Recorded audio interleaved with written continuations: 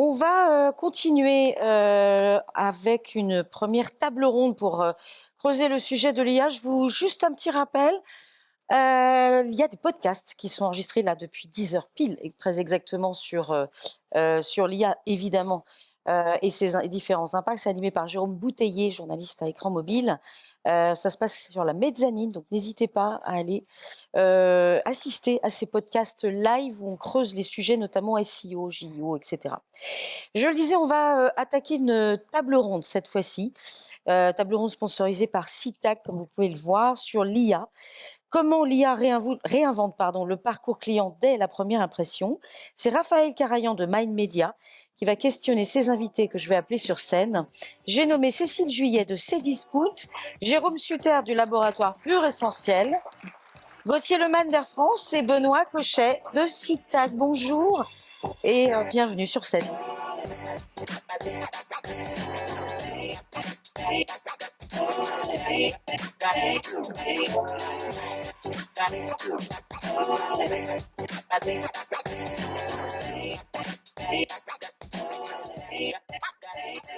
Bonjour à tous, bienvenue dans cette table ronde. Donc, on va parler de plusieurs des enjeux qui ont été cités dans l'étude d'EY de tout à l'heure, d'IA, de cadre réglementaire, et donc l'IA appliquée à l'acquisition. Moi, ce que j'ai envie d'abord ce que je vous propose, c'est de faire un petit tour pour commencer des cas d'usage de l'IA appliquée aux stratégies d'acquisition, que ce soit dans la création personnalisée, la segmentation, le ciblage. Donc, on va faire ça avec les annonceurs qui sont présents sur cette table. Pour démarrer, Air France, Pur Essentiel. On peut commencer par Air France. Comment est-ce que vous utilisez l'IA dans le cadre de vos parcours d'acquisition ? Alors, pour donner déjà un peu de contexte, Air France, tout le monde connaît, on vend des billets d'avion, mais on en vend pas mal. Il y a un billet d'avion vendu toutes les 2 secondes, donc ça représente pratiquement 6 milliards d'euros de chiffre d'affaires sur 2025. Et on a environ 30 millions de membres de notre programme de fidélité Flying Blue. Donc voilà, depuis longtemps, on a une richesse de la data qui est assez importante, et avec une vraie révolution ces dernières années, avec notamment la premiumisation de la marque, qui fait que on essaye d'atteindre de plus en plus des clients assez divers. Il y a quelques années, voilà, on vendait essentiellement du billet pas cher en classe économie. Et depuis quelques années, on vend de plus en plus dans toutes les classes, et donc on essaie de viser des clients différents. Et donc l'IA, évidemment, c'est un terrain de jeu sur cette richesse de data très, très qualitative, et qui nous permet d'atteindre justement des clients qui vont être intéressés par nos offres premium, par nos cabines affaires, par notre cabine La Première. Et évidemment, il faut qu'on atteigne nos clients avec des messages différents, de façon très ciblée.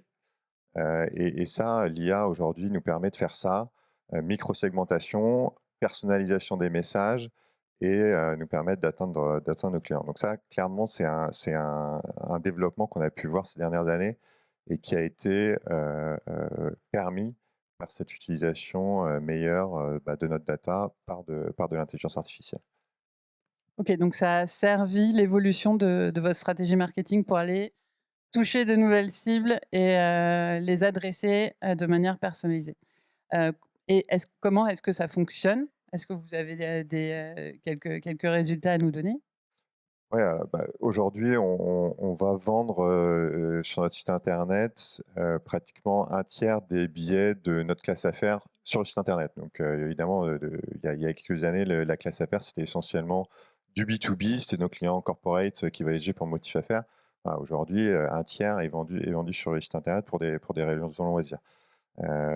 Et ça, on l'a vu, hein, avec la présence de François de Google. C'est aidé aussi par des partenaires qui nous permettent justement d'aller atteindre des intentions, d'aller nous aider en disant nous, on cherche à atteindre des clients qui peuvent être intéressés par cette classe affaires. Et très clairement, on voit une augmentation très, très importante de ce que peuvent nous permettre de faire nos partenaires grâce à une utilisation plus fine de nos datas, mais aussi des datas qui peuvent aller récolter grâce à leurs connaissances, hein, que ce soit Meta, Google, tous nos partenaires y arrivent bien. Merci. Alors Pure Essentiel, c'est pas du tout la même activité, mais du coup, c'est intéressant d'avoir, 2 visions un petit peu, complémentaires. Comment vous utilisez, l'IA dans vos stratégies d'acquisition? Ouais, tout à fait. Bah, alors on vend pas des billets d'avion, mais des produits pour la santé du quotidien et effectivement, on va utiliser l'IA sur, je dirais, 3 approches. Là, je prends ma casquette vraiment à la fois marketing d'un côté, marketing com et puis de l'autre côté, la division purement e-business, e-commerce. Je dirais, il y a 3 aspects. Il y a, les campagnes, réellement, ensuite le content et la data. Et en fait, je pense que alors l'IA est quand même un mot un peu, je qualifierais de parapluie ou d'ombrelle, hein, parce qu'on met beaucoup de choses dedans, mais on va dire qu'on va se concentrer sur ces 3 actifs-là. La première chose, c'est sur les campagnes. Bah, je crois que François vient d'en parler et cetera. L'automatisation, bah, est de plus en plus, facilitée, on va dire comme ça. Nous, on est une très belle ETI française, on fait près de 120 millions d'euros de chiffre d'affaires, mais on n'a pas, en fait, des trading desks et des agences complètes qui peuvent nous aider au quotidien, parce qu'on a des budgets d'acquisition qui sont, qu'en quelques millions d'euros. Donc du coup, on va avoir une partie hands-on et l'automatisation dans les campagnes, c'est quand même quelque chose qui nous, en tout cas, nous aide au quotidien ou aide notre agence et diminue, ou «accélère» entre guillemets, les process. Donc ça c'est vraiment sur la partie vraiment création et automatisation des campagnes. Cette partie IA, c'est déjà une réalité. Alors c'est déjà le cas depuis quelques années, selon qu'on appelle, pour ceux qui ont connu Performance Max et toutes ces choses-là, l'automatisation sur Google notamment, même chez Meta et autres, voilà. Mais ça s'accélère à ce niveau-là. La deuxième partie, c'est la partie content, dans lequel alors, je vais quand même vraiment différencier, je dirais l'on-site de l'off-site. Heu, on le disait, bah, là encore juste avant, le site internet pour nous et même d'autres en médias sur le social media doit être quand même extrêmement qualitatif. Par contre, pour la création de contenu un peu plus éphémère ou un peu plus advertising, là aussi, mine de rien, on a l'utilisation soit pour l'optimisation, soit pour, la création complète de campagnes, en fait, de visuels de campagne, avoir de plus en plus de recours à l'IA, qui est d'ailleurs de plus en plus intégré sur les solutions. C'est-à-dire que finalement, on a tous nos stacks de solutions, hein, et l'IA est intégrée progressivement dans tout ça. Donc il y a vraiment sur cette création de contenu, même visuel, vidéo et cetera, on arrive à être beaucoup plus agile, à créer beaucoup plus de choses, de déclinaisons en fait, et de tester. Donc ça, c'est extrêmement intéressant. L'autre point sur le content, et ça, c'est quelque chose qu'on pour nous, en tant que laboratoire de santé, on doit être extrêmement vigilant. C'est qu'on a énormément de personnes qui viennent sur notre site ou d'ailleurs sur nos réseaux sociaux pour nous poser des questions, justement: «Hey, j'ai telle pathologie». Alors en ce moment, on est en plein, virus respiratoire, un peu partout, hein, j'entends, tousser dans la salle. Et donc il y a plein de gens qui vont nous poser des questions. Et là, on rentre en fait dans quelque chose qui est le conseil de santé. Et la réglementation en France, et c'est tant mieux, extrêmement stricte. Attention, hein, exercice illégal de la médecine. Et même nous, en tant que laboratoire, il y a des questions auxquelles on n'a pas le droit de répondre. Et donc sur le on-site, je vous laisse imaginer, je vous passe toutes les questions. J'ai un cancer, j'ai et cetera, j'ai telle chose, j'ai un diabète, j'ai et là, il faut faire très attention dans les conseils. Et vous avez un peu une réticence, je dirais, à dire, finalement, dans cette première impression, que vous allez donner au client: «Non, désolé, je ne peux pas te répondre». Bon, c'est un peu trop froid, il faut trouver un entre-deux et cetera. Donc il y a des solutions d'agents conversationnels, qui sont assez intéressants, et qu'on met directement sur notre site. Donc à la fois donc création de contenu, création, choses et également cette partie un peu conversationnelle. Le troisième élément, je le disais, c'est sur la data. Je veux dire le machine learning sur la data, ça date pas d'aujourd'hui, hein, ça fait, très longtemps. Simplement, il y a toujours eu un problème avec la data, c'est, bah, garbage in, garbage out, quoi. C'est-à-dire si votre donnée est pas structurée, vos données d'entrée sont pas structurées, derrière vous pouvez mettre tous les Power BI, les tableaux, tout ce que vous voulez derrière. Concrètement, les réponses à votre requête, elles vont être assez approximatives. Ce qui est intéressant aujourd'hui, alors j'ai envie de dire super pour le directeur marketing, c'est qu'il a besoin d'être encore moins fort en data qu'avant et que l'IA va l'aider à structurer, à cleaner ça un peu mieux. Et donc peut-être, même si ça résout pas tout, on le voit, hein, ce qu'on appelle parfois de manière erronée les hallucinations et cetera, mais c'est surtout souvent lié au corpus qui est pas bon. Mais en tout cas, on a une facilité, en fait, pour aujourd'hui activer, surtout quand on a énormément de sources de données différentes, de pouvoir agréger de manière un peu moins rangée qu'avant. Donc on va baisser le niveau d'exigence pour un niveau de résultat, soit équivalent, soit légèrement supérieur. Vous voyez, il y a vraiment 3 axes pour nous au quotidien et tout ça impacte en fait le parcours client dès le départ et va permettre vraiment d'apporter de l'incrément. Ok, donc plusieurs axes et plusieurs types d'IA utilisés. Vous avez bien fait de le rappeler, hein, l'IA algorithmique, l'IA générative. Et donc, dans ces cas d'usage, il y a beaucoup de ciblage. Alors, chez SeedTag, vous êtes spécialisé dans le ciblage et vous avez mis au point une nouvelle technologie d'analyse sémantique que vous appelez neurocontextuelle. Est-ce que vous pouvez nous expliquer les objectifs de ça, puis un petit peu comment ça fonctionne, à quoi ça sert? Oui, tout à fait. Alors, le bon, je pense qu'on ne peut pas nier les progrès de l'intelligence artificielle sur les dernières années. On en a parlé, IA générative, meilleure connaissance des comportements cognitifs, agentiques, et donc les adtech comme nous. Alors, SeedTag, on est une adtech contextuelle à la base. On regarde les mots-clés, les concepts sémantiques dans les pages pour permettre aux annonceurs d'engager avec les audiences utiles et de pouvoir communiquer dans les bons contextes, en fait. Et sur les quelques dernières années, en fait, les améliorations de l'IA, notamment sur la partie NLP, donc Natural Language Processing, mais aussi Computer Vision, c'est-à-dire, et là je vais expliquer les mots parce que ça fait barbare, mais globalement, quand on parle de langage naturel, c'est la compréhension du texte comme un humain. Donc les machines aujourd'hui lisent le texte et comprennent le texte presque comme des humains. La partie Computer Vision, c'est je comprends une image et aussi un flux vidéo comme un humain. Donc je reconnais les formes, les objets, mais je reconnais aussi les logos potentiellement, mais je reconnais aussi les visages et l'expression faciale. D'ailleurs, quand vous ouvrez votre iPhone, bah, c'est de la computer vision. Il reconnaît votre visage et il vous ouvre votre iPhone. Et donc, ces deux éléments-là, NLP et computer vision, nous permettent aujourd'hui d'intégrer des nouveaux signaux, pas que les signaux contextuels, donc comprendre l'intérêt des gens, mais comprendre aussi les intentions des gens et aussi les émotions des gens. Donc ça, c'est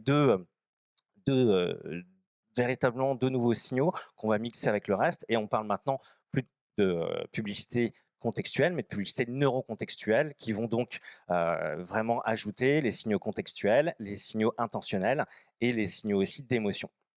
Voilà un peu comment on est passé d'une publicité contextuelle à neurocontextuelle. Ça nous a permis aussi de passer d'une proposition de valeur qui était upper funnel, qui était branding à la base, et grâce aux signaux d'intention, on passe aussi sur la partie performance. Donc on passe du branding à vraiment une proposition de valeur full funnel. Donc tout ça, c'est intéressant parce qu'on passe d'une publicité qui devient de plus en plus humaine, qui comprend beaucoup mieux l'humain, et donc qui peut être plus personnalisée, plus pertinente et donc plus efficace. Quand on comprend les intentions, je vous prends juste un petit exemple rapide. Dans une page qui va parler du dernier salon de l'automobile avec un ton neutre, bon, l'intention d'achat pour l'instant d'une voiture, elle n'est pas encore tout à fait là, on est plutôt haut de funnel. Par contre, quand on parle dans un article de comparaison des deux derniers SUV en étant un petit peu prescripteur sur un SUV, l'intention de l'utilisateur, elle est plus claire. On n'est plus bas dans le funnel. Pareil, quand on est capable de décrypter des émotions de joie, d'admiration, de curiosité ou au contraire de peur ou d'autres, ça vous donne un peu le contexte émotionnel de la personne et ça permet un meilleur ciblage. Donc tout ça pour dire que la publicité aujourd'hui, elle devient quand même de plus en plus performante grâce à tous ces signaux qui sont capturés grâce à l'intelligence artificielle et exploités par les marques.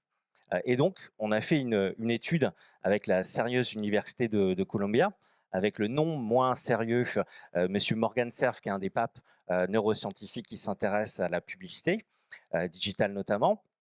Et on a été capable de démontrer que les publicités neurocontextuelles, aujourd'hui, elles génèrent 3,5 fois plus d'engagement neuronal. Donc ça, c'est intéressant parce que c'est un peu le Graal. Après la visibilité et l'attention, c'est l'engagement neuronal. On attend une réaction des gens par rapport à une publicité. On veut qu'ils réagissent. Et c'est ça le but de la publicité par essence. Et également, ça augmente, les publicités neurocontextuelles augmentent de 26% la réponse émotionnelle positive qui amène à l'action. Donc voilà, c'est bien de dire qu'on a un beau concept, un beau positionnement marketing. C'est mieux de démontrer par les chiffres que ça marche. Après le temps de cerveau disponible, c'est l'engagement neuronal. On va changer. Exactement, on a un nouveau Ok. claim. Alors, du coup, je vais m'adresser à la DPO de la table parce que là, sous quel cadre réglementaire tombe cet engagement neuronal? J'ai envie de vous demander.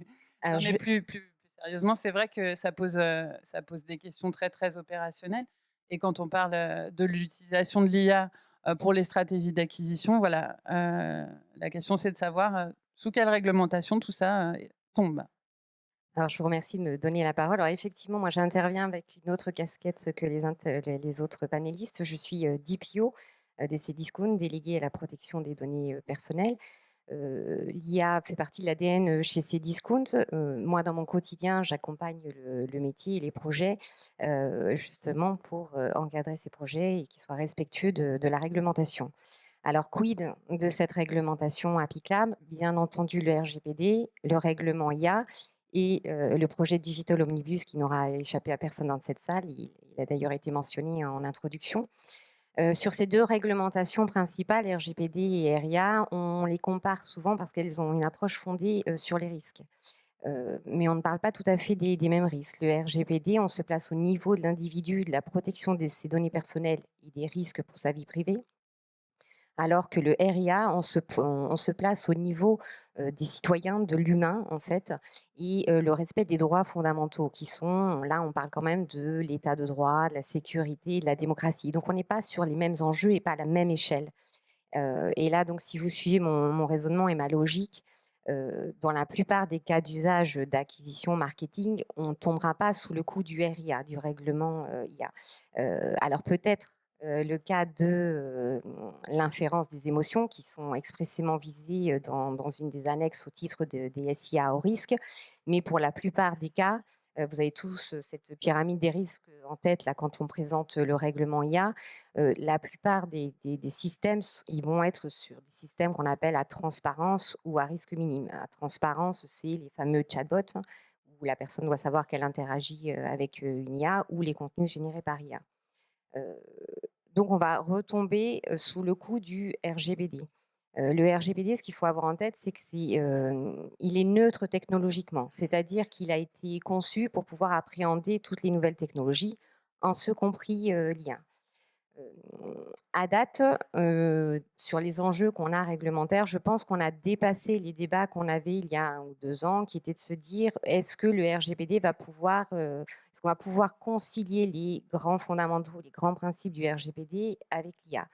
Le fait est que oui, la CNIL nous a ouvert les portes en publiant ces fiches IA et même si au quotidien ça peut être un peu compliqué, on arrive à faire, à rendre compatibles ces principes de minimisation, de transparence, de durée de conservation limitée avec l'IA, même si au quotidien ça demande, un certain nombre d'ajustements et de réflexions, mais ça se fait.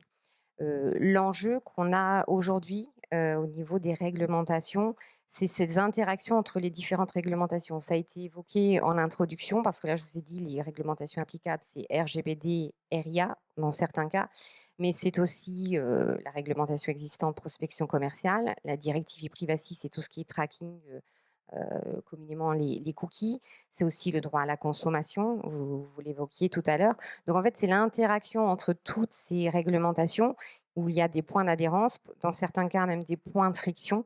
Et c'est les enjeux qu'on a, nous, actuellement, dans ces métiers de conformité et d'accompagnement du métier, c'est de concilier toutes ces réglementations. Et je crois qu'on peut se féliciter de ce projet de Digital Omnibus. Ça a été évoqué, mais effectivement, le fait qu'on puisse se retrouver sur une même base légale pour les opérations de tracking et les données qui sont traitées, utilisées via ces traceurs, se retrouver sur un régime aligné, ce serait une bonne chose. Le fait qu'on puisse se baser sur l'intérêt légitime, nous, en tant que responsables, pour pouvoir alimenter et entraîner nos systèmes d'IA, voilà, ça serait un beau progrès. OK, donc il y a quand même du positif dans ce Digital Omnibus. Oui, il y en a. Alors, ça, c'est l'enjeu réglementaire. Qu'en est-il de l'enjeu en termes de métier? Gauthier, comment, comment ces évolutions et l'IA changent votre métier, changent le marketing? Ouais, c'est sûr que ça transforme complètement les métiers. On l'a vu dans les 2 premières présentations, ça bouge extrêmement vite. Moi, je me souviens, il y a 1 an, je faisais ma réunion d'équipe de lancement de 2025. On commençait à jouer avec de l'IA générative et puis, bah, évidemment, moi, mes équipes, elles arrivaient avec des images avec un avion qui avait un seul moteur d'un côté, un moteur sur l'empennage. Bon, voilà. Donc, aujourd'hui, C'est plus le cas. Mon logo qui était n'importe comment, il est parfait. On a des images qui sont extrêmement réalistes. Donc en l'espace de 11 mois, il y a eu un saut absolument incroyable dans ce domaine-là. Donc ça, c'est évidemment le plus visuel et je pense qu'on joue tous avec aujourd'hui, mais c'est le cas finalement dans l'ensemble des applications de l'IA avec des nouveaux comportements, donc de l'IA générative, de l'agentic qui change complètement nos usages.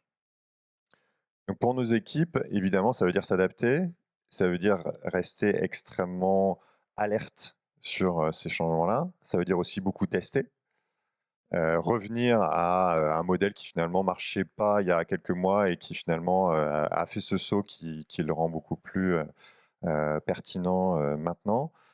Et donc, moi, mon modèle, en tout cas, d'organisation, c'est j'ai des équipes très internalisées, donc on a la particularité chez Air France d'avoir un trading desk interne, et donc ça, c'est aussi extrêmement important pour moi pour me dire, je garde un peu la main là-dessus, je garde la main sur la data, sur la façon dont on fait les choses, et je m'assure que mes équipes restent formées. Mais voilà, il faut garder ce modèle quand même hybride, donc je fais appel à des agences, je fais appel à des consultants pour aussi avoir cette expertise qui rentre dans mon organisation. Mais en tout cas, voilà, moi, mon mot d'ordre et mes consignes aux équipes, c'est tester, regarder,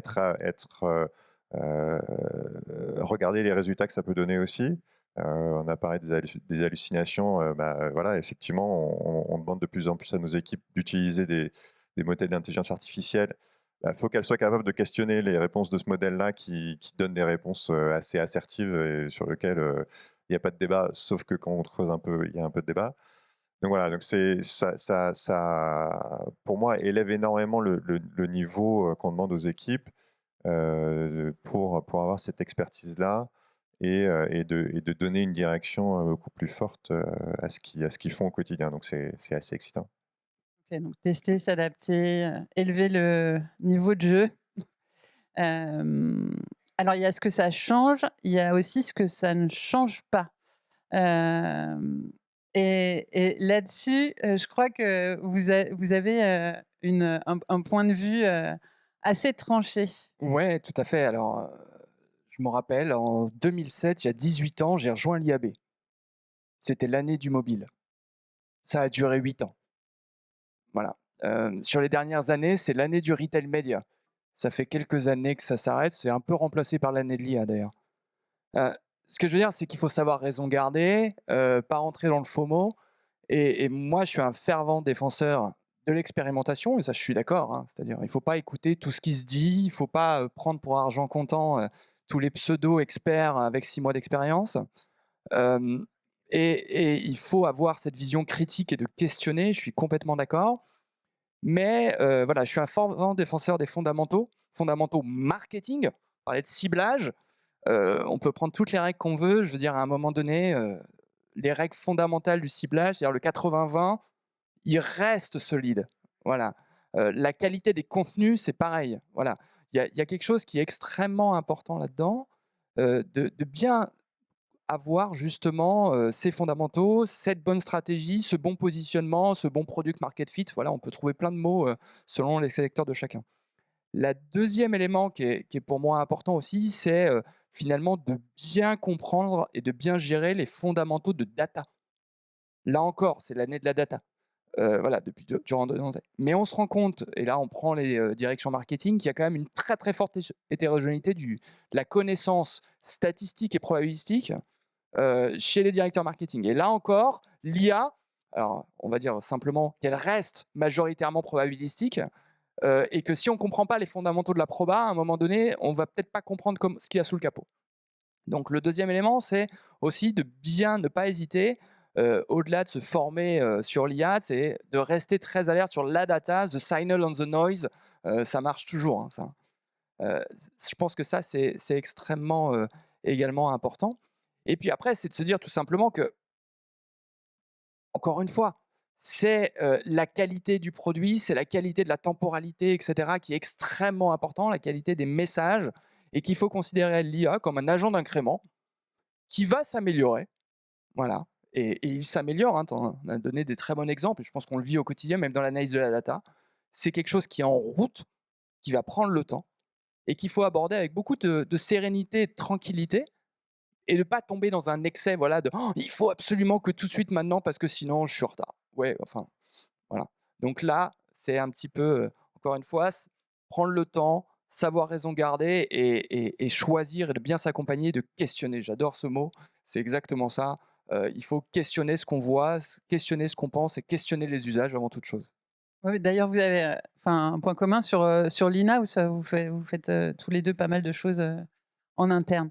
Ok, donc on relativise, on revient aux fondamentaux. Merci Jérôme. Cécile, selon vous, quels sont les points de vigilance pour la suite par rapport à l'IA? Alors je rejoins effectivement, même au niveau, juridique ou raison gardée, c'est qu'effectivement dans les cas d'usage, on reste sur, de la segmentation, hem des choses qui existent déjà et qui ne sont pas interdites en soi, au titre du RGPD, moyennant transparence, enfin un certain nombre de choses, et droits des personnes.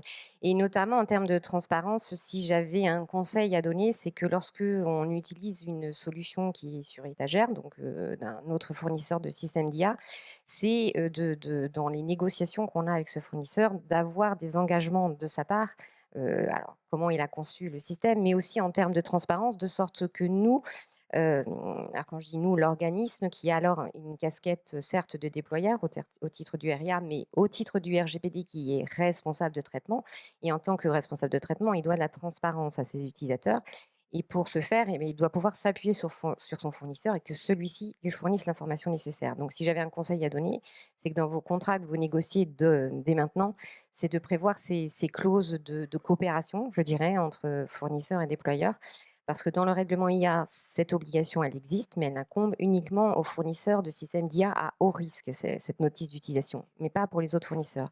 Donc ça, c'est un conseil que je vous donnerai. Et s'il y a un mot d'ordre, je pense, c'est celui de la transparence. Oui, bah, c'est-à-dire que donc, vous avez une obligation de transparence, mais pour pouvoir l'appliquer, il faut que vos fournisseurs soient eux-mêmes transparents, en fait, c'est ça? Donc Exactement. Que ce faire soit dans attention toute la chaîne de valeur. à ça dans les contrats. OK, le message est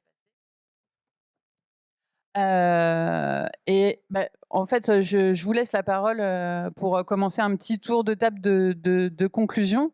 Si on regarde les prochaines étapes de cette révolution de l'IA, on a parlé d'agentique, il y aura sans doute, autre chose. D'après vous, voilà, qu'est-ce qu'il va falloir avoir en tête pour pouvoir continuer à s'adapter et à faire face, aux enjeux qui viennent?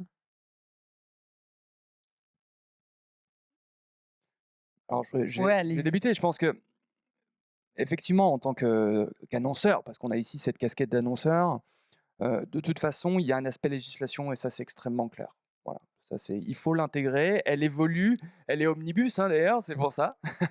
Donc, il faut être très vigilant à ça et c'est extrêmement important parce qu'il y aura, comme il y a eu le RGPD il y a X années, etc., il y aura des effets d'annonce, il y aura des effets de semence, il y aura des conséquences.